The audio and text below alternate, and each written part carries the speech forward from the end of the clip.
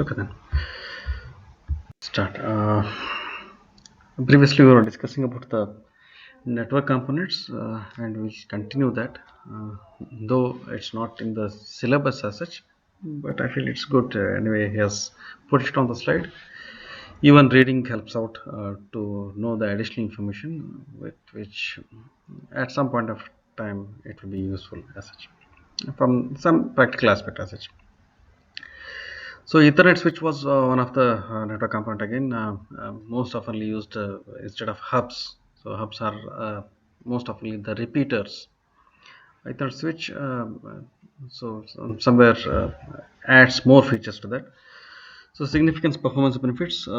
It has an internal buffer, so the rate adaptation can be done with respect to the Ethernet switch till a port becomes available, because it has an internal memory or internal buffer. That possibility feasibility is made available, whereas a hub is normally just repeater. You repeat it, so somebody says one and you repeat it one, so you restore the voltage and what are the signal values as such. Conventionally, LANs were half duplex, because of the shared medium. So most oftenly, how the things have evolved is you connect your RS-232 set TX pin to RX pin, RX pin to TX pin. That's how the things were evolved. Even then, whenever the things happen simultaneously, so that can be considered as a full duplex if whenever the transmission is happening and reception is not happening, or the walkie-talkie kind of approach, then it is called as a half duplex. So the traditional LANs were half duplex, but now current scenario is LANs are full duplex. Use of LAN switching has now made full duplex communication reality because of usage of these kind of switches. Bridges are store and forward devices, and hence you can go for rate adaptation. A frame must be completely received and processed before being forwarded. That's again store and forward kind of approach has been introduced. So LAN switch forwards immediately after reading the address or cut through. So earlier, why it was considered as a half duplex is somewhere the processor was being involved, and processor reads every packet whatever it comes out and then it sends. Now there can be DMA and some other architectures. If it is just a mere point of a transfer as such, that is accomplished by that additional hardware device. Allows for simultaneous transmission. He gives a definition of full duplex. So try to eliminate collisions.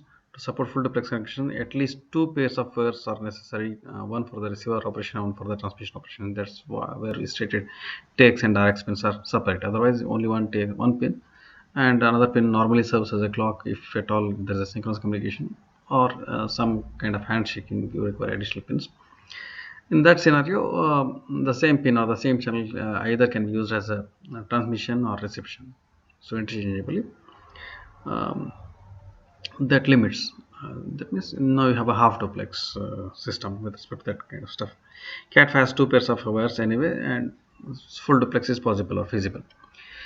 Layer 2 versus layer 3 LAN switches are basically high speed bridges, like conventional bridges. They have scalability problems due to the bondages to MAC address. So the limitation with respect to MAC address limits them as well. These devices periodically generate a MAC layer broadcast frames. So there is a periodicity with which the MAC layer broadcast result in very high network load.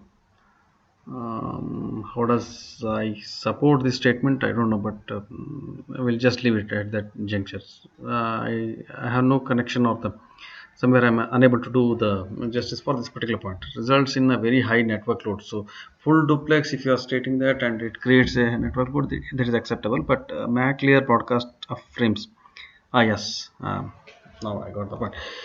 So it is broadcast. So broadcast is not targeted stuff. You transmit to every node. Everybody is listening to that, and simultaneous transmissions, and finally network load enhances or gets enhanced. So modern LAN switches are called layer 3 switches. Determine purpose of a broadcast. Direct the transmission accordingly. So anyway, you are transmitting packets are source destination addresses. IP address has some more information compared to the MAC address. So TCP/IP or protocol has started peeping in rather than simple MAC address or the machine address kind of stuff. Whenever I say media access control, most oftenly the device signature or the unique ID of equipment key was preferred earlier. No, it is yeah, it's okay. The specific protocol, the convention with which MAC ID or the IP address has to be specified, or the hardware address of that particular device has to be specified. NIC and network interface card. Um, so forward ARP address resolution protocol, how you are addressing or how the address has been done. It's a broadcast only to a specific port. Now 8080 or some port addresses are targeted where you transmit, reduce the broadcast, so that you form some kind of closed groups, not to, or at least broadcast in the multicast ಅಂತ ಹೇಳ್ಬೋದು, limited version of broadcast. What we have discussed as of now is what is a hub, bridge, switch, router, gateways. So this should be somewhere. Whenever you say I know something about networking, you should be able to at least define them. That attempt we have done already. Combining switches and hubs common occurrence today's LAN, and once LANs are connected, they form a intranet, internet to, and the networks are connected to form an internet. Servers usually account for much network traffic, normally connection to different port on a switch. So that's how the network distribution has happened or happens. This also we have seen in the previous class as well. I'm just repeating that stuff. Using Ethernet in a real-time communication, in Ethernet under normal situations, there is a lot of latency part as the load increases, and delays are there, and drop in the throughput, or somewhere some kind of unpredictability is being added, or the invariable part of the Ethernet, what makes it not suitable for the real-time applications. So number of collisions increases rapidly, or the drop in the load, or the leads to futile retransmissions. So something fails, so packet collision happens, then you have to retransmit it. So most of unpredictability is added with the Ethernet as such, makes it unsuitable for real-time communication. So soft real-time, yes, it is well suited as such. So hard real-time communication in LANs. Hard real-time communication often involves transmission of CBR traffic. So constant bit rate traffic, yes, fine. Network utilization is kept low. Whenever you are attempting with respect to that, you are underutilizing the network, because that is a very limited traffic, or the constant bit rate traffic. That's what is done. But why you are doing it so? The predictability of the delays is more important than the utilization aspects. So you are much worried about the predictability of a network rather than the utilization aspect. So even though the predictive capacity, you are not fully using the bandwidth, whatever you would have used for that particular LAN approach, only to keep that predictability. Soft and real-time traffic are allowed to be transmitted when hard real-time messages are not transmitted. So primary importance are foreground task and background task, whatever you have discussed in the scheduling algorithms, whenever we were discussing scheduling. So in the communication scenario, messages are categorized into hard real-time messages and soft real-time messages. So with respect to you want to add some predictability with respect to their transmission reception times as such. So real-time communication in a LAN, there are three main categories. One is global priority protocols, bounded access protocols, and finally calendar-based protocol. So we are studying these three protocols. So again, global priority, we have three protocols, and bounded access calendar protocol. We'll discuss about that aspects as well. What is global priority? Each message is assigned a priority. So how much important that message is. So most often, if I say previously we were discussing VoIP kind of packets, and there is a bypass kind of approach followed whenever it encounters a router or switch. So whenever VoIP packet or the voice over IP packet is given a higher priority, so it carries its priority with respect to it. So it will skip that particular lane with which normal queue will be addressed, and route it as it arrives. Similar to that approach, global priority is the priority is assigned to message. The MAC layer protocol tries to ensure that at any instant of time, only the higher priority message is being served. So what is important is, as a messages arrive, you check the priority and then give the priority or the channel occupancy should be given for the highest priority message as well, whoever may be transmitting it. So RMA or EDFA can then be used to schedule the messages, because relevancy of that message happens with respect to the deadlines of that message transmissions, and hence RMA or EDF can be used for scheduling those kind of messages. So why RMA? Because you are somewhere stated that you targeting or the real time traffic ಅಂತ ಹೇಳ್ಬೇಕಾದ್ರೆ CBR traffic ಅಂತ ಹೇಳಿದ್ವಿ, or constant bitrate traffic.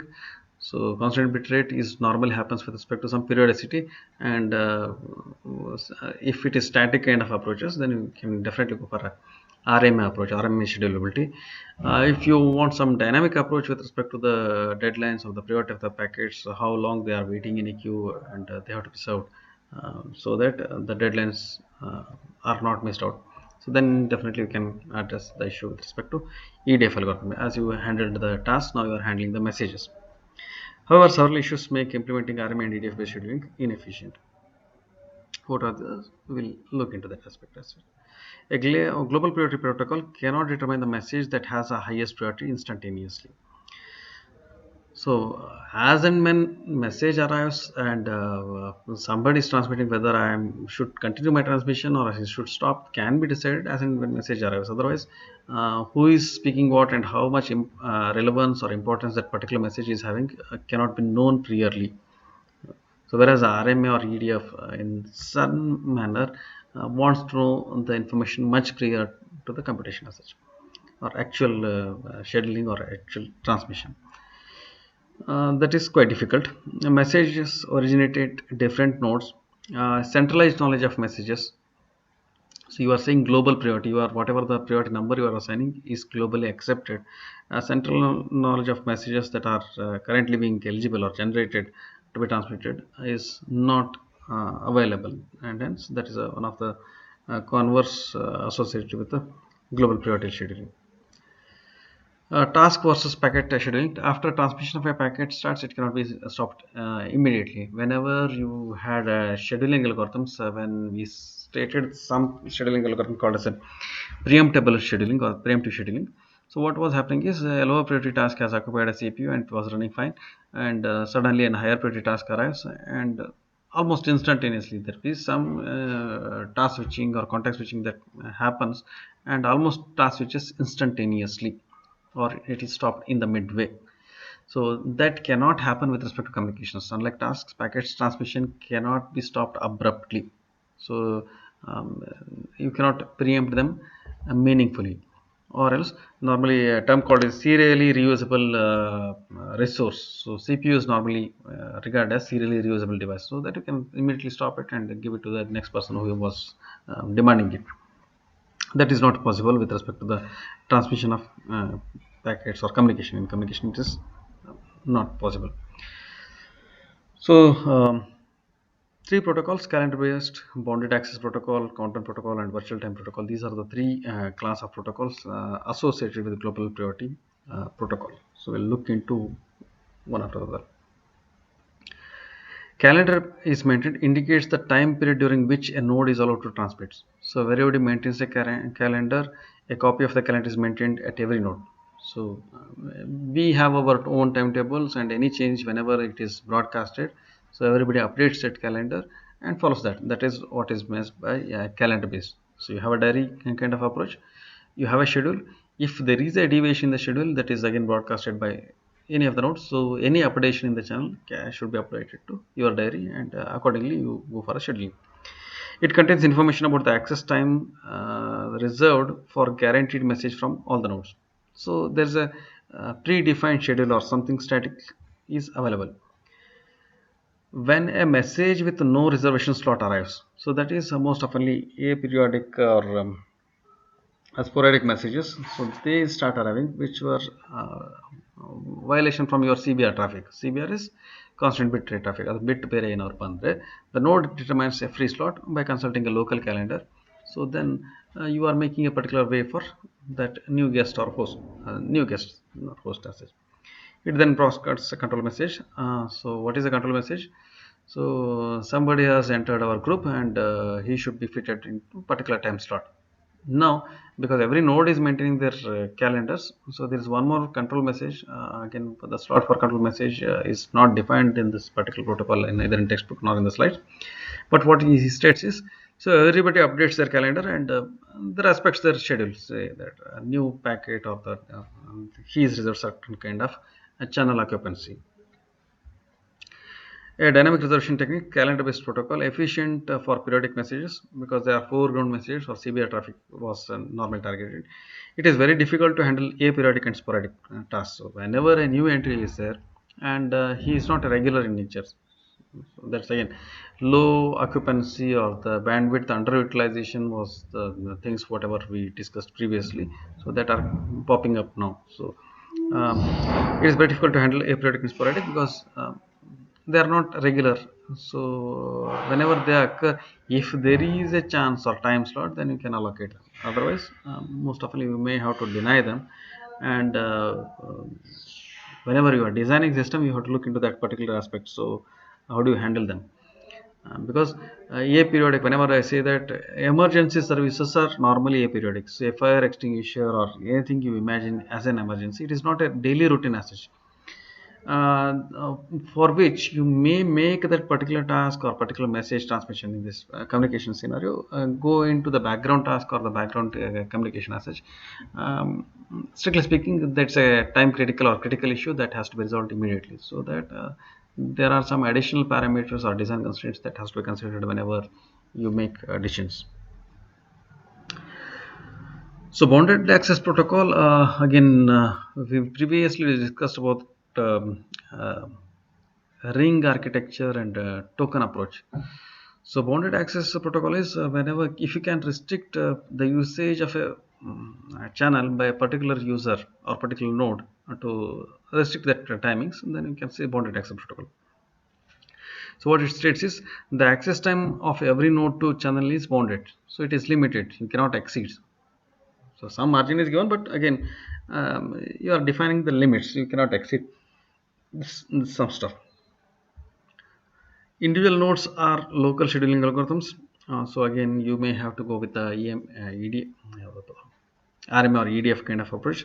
Determine the order in which queued packets are taken up for transmission. If they are priority, again higher priority is taken up first, and the node's priority or the message priority highest, whatever the list of messages are there, that decides the priority of the node as well. If that particular node is holding the highest priority messages, automatically the node priority goes higher. So then a countdown protocol. Okay, countdown protocol, it's a type of global priority based protocol. The timeline is divided into fixed size of intervals called slots. So again, there is a priority for messages or global priority which is respected by all the nodes. So whenever you tell some number of with respect to priority of that particular packet or the message being transmitted, every node knows how to treat that particular aspect as such, VIP, VVIP, or whatever you incorporate with respect to that messages as such. The timeline is divided into fixed size of intervals called slots.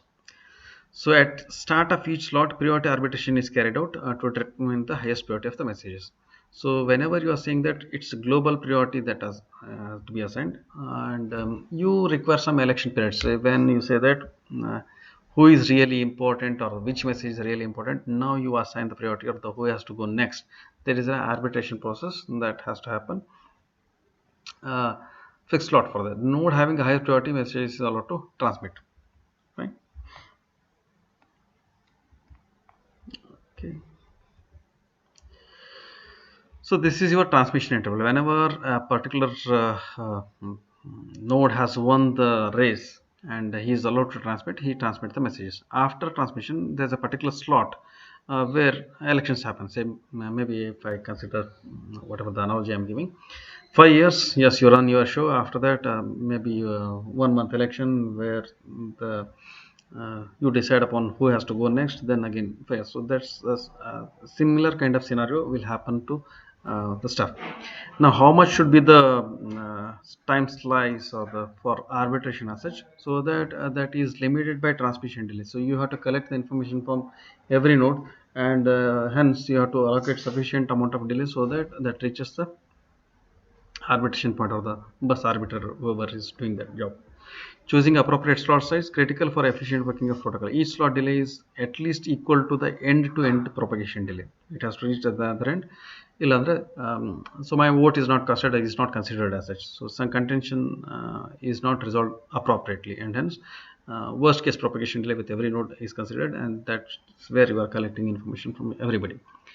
If slot size is smaller, then collisions won't be detected. If slot size is too large, then there would be increase in channel idle time. So if slot size, you are spending more time, who has to go next,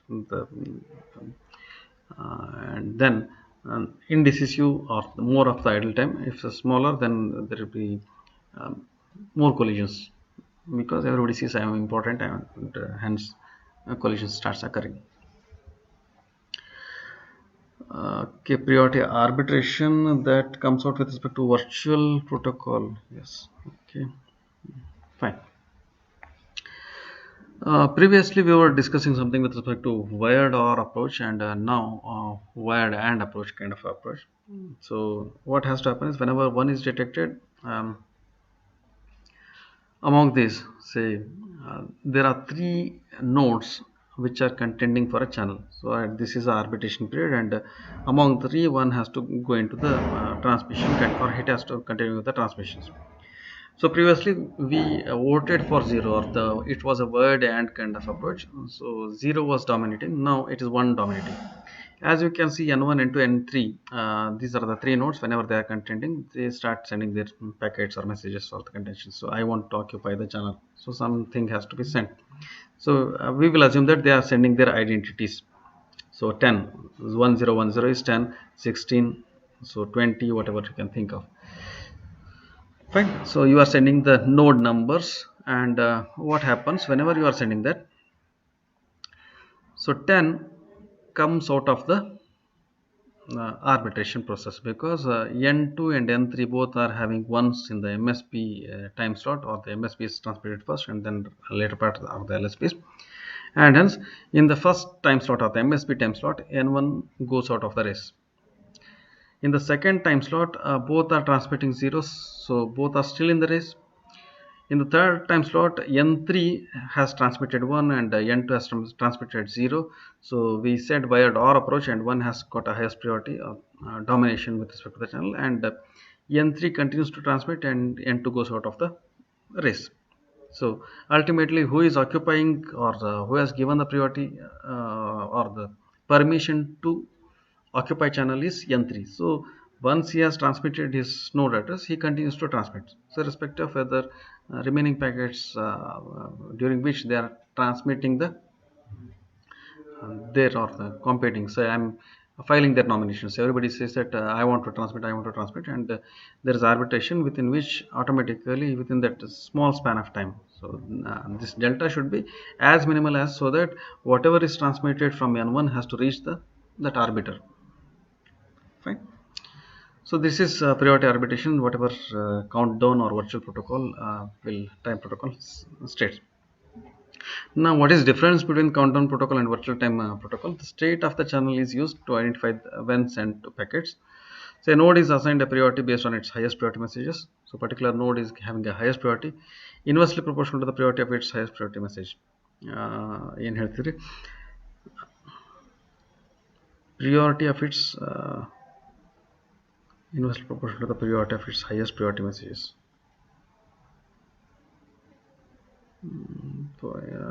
Inversely proportional to the priority of its highest priority. I am not getting this point as such. Otherwise, in simple terms, again, as per the textbook, whatever I have read, so I am not seeing the slide right now. So node's priority is decided by the messages it is having. If I'm having a highest priority message, then my priority goes high, so I'm permitted to transmit. If I'm having a lower priority message, then my priority almost goes to negligence, or it's neglected. I'm out of race. So virtual time protocol is basically in countdown methods. There is a separate period for contention of arbitration and transmission. Now virtual time that is ruled out. Each node with a packet to send waits for an interval of time inversely proportional to the priority of the highest priority message. So now it comes. Um, Period of the highest priority of the message. So the waiting period is smaller. So if you are having a highest priority message, then you have to wait lesser. If you are having a lower priority message, then you have to wait longer. That's what is inversely, or that contention has been cleared right now. The lower the priority of the message that a node has, the longer it waits. So he's repeating it.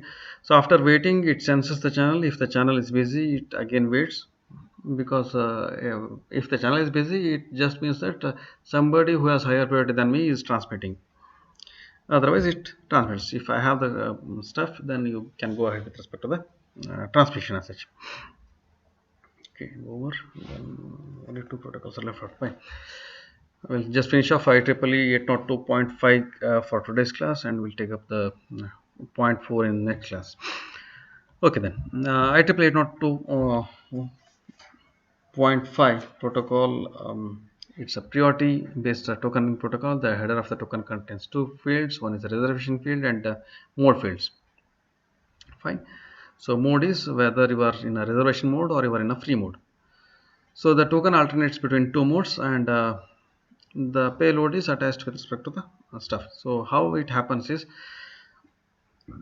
it is able to assign priorities to messages. Priorities is stored in the reservation field. So what is the priority of that particular message is stored in the field. So some message is being transmitted, and priority of that message is in the reservation field only. It is being stored. So priority of that is being stored. Now messages are split into frames as token circulates. So whoever again we reiterate that, so it is a token ring approach, and whoever has the token is only he is permitted to transmit. But how it happens, we know it with respect to the priority of number. If I have a priority, then I will make sure that there are modes. So one is the free mode, another one is the reservation mode. So if the frames are being transmitted and you start reserving, so that if I have a higher priority, I will replace that priority bits or the number by my number as such. So the reservation field is checked by each node. A node having higher priority message records its priority in the header. So you replace the priority, so that message has got a highest priority now. The sender node checks the reservation status token when it returns. Because it's a token ring, it has to return back to the original, whoever has transmitted some packets. So he has broadcasted. After that, the token has to reach him back. If still the message is consistent, or still he has got a highest priority messages, he can continue the transmission. Otherwise, now he knows somebody has a higher priority than him, so he puts that token into free mode. But the priority of that reservation has been made by the highest priority already. It goes for circulation again. Whenever it reaches the node which has made a reservation, so somebody has replaced the priority number by its highest priority number. Whenever it reaches that particular node, so then again he puts its payload and transmits it. If at all again one or the other node has got a highest priority messages, he records it into the reservation priority bit change ಮಾಡ್ತಾರೆ. So whenever after the transmission, the thing is, you cannot stop transmission intermediately or abruptly. You have to complete that entire process of whether you are transmitting a frame or entire message has to be transmitted. After that, the token has ultimately reached to the sender. So whenever it reaches the sender, the priority number has been altered, because there was one more node which was having the highest priorities. So now it is his job, so that he will clear that. So let him get the priority or the channel, so that he can transmit, because he is having some emergency message. So you will put the token mode from reservation to, you will change it to free mode. So whenever it reaches the node which has requested for that particular token or highest priority node, so he starts filling the payload and he transmits priority in the reservation mode ಹೋಗ್ತದೆ. So he puts his payload into the packet or frames. So then that goes for a transmission. The highest priority node, okay, ಮತ್ತೇನಾದ್ರು ಇತ್ತ ಇಲ್ಲ ಅಷ್ಟೇ. Okay, the same things are put into the limitations. How much should be the propagation time and the token rotation time, with respect to which they have derived some theorems or that are being put forth. So the minimum time required to complete transmission of a frame is propagation of a frame. Say frame is enter some meaningful message. So maybe 8 bits or 6 bits, whatever the length of message, we are not putting it together. So meaningful. So that if I consider 1 byte, all the 8 bits are transmitted. That is what is meant by propagation delay, or the it is not it's like entire frame propagate ಆಗಲಿಕ್ಕೆ ಎಷ್ಟು ಬೇಕೋ ಅದು. So theta is the propagation time is one node to another end. So 1 bit ಕಳಿಸಿದಾಗ ಎಷ್ಟು ಬರ್ತದೆ ಅಷ್ಟು. So it's complete packet transmission, and it's a propagation delay. So if I change a voltage, 0 to 1 transition has occurred at I have made it a transmitter end, and how much time it requires to reach at the other end. So same 0 to 1 transition can be seen at the receiver node after a certain delay. That is what is normally meant as a propagation delay. Okay. A node does not transmit the next frame until it has completed the last bit of the frame. So you have to complete transmission, no abrupt stoppage of the communication as such. It has received the header of the transmitted token back. So only once you receive the token back, then you can put into the reservation mode or free mode, that is as per the requirements of that time. A higher priority packet might undergo inversions for at most 2 times maximum of f theta t. So either a propagation delay or the interframe transmission, whichever is maximum. So with respect to that, so time it is taken to come back to original ಅಂದ್ರೆ ring travel ಮಾಡಿ ಮತ್ತೆ ವಾಪಸ್ ನಿಮ್ಗೆ token ಬರೋ time, or else my node to the destination register, whatever the complete all the bits are transmitted, or all the information is transmitted. So whatever is maximum, 2 times of that. So any priority packet might undergo inversion is because you are not allowing higher priority packet to get transmitted. It feels awkward for that moment of time as such. A higher priority messages undergoes inversion until the reservation mode completes. So you have transmitted completely, then you observe that somebody was really requiring the service of a channel, and you make sure that you change the bit reservation mode to free mode. So then allow that particular node to reserve the field, or the go ahead with respect to communication as such.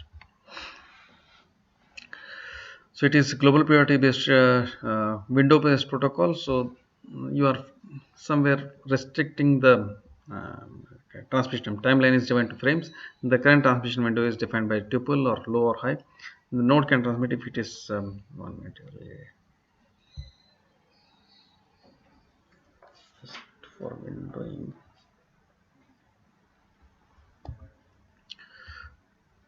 So frames. So if it has a message whose priority lies within low and high, a node can transmit if it has a message whose priority lies within a range.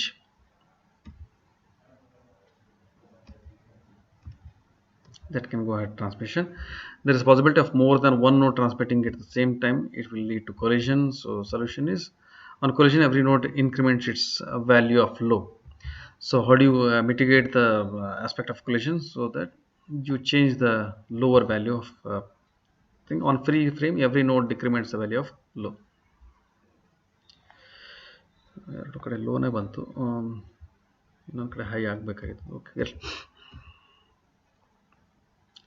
real-time communications. The following are two popular examples. So IEEE 802.4 and Ether. So we'll take up these in the next class. Maybe I was a bit confused in this aspect as well, and we'll take up in the next class again. So any questions, please let me know. Fine. Okay then, thank you.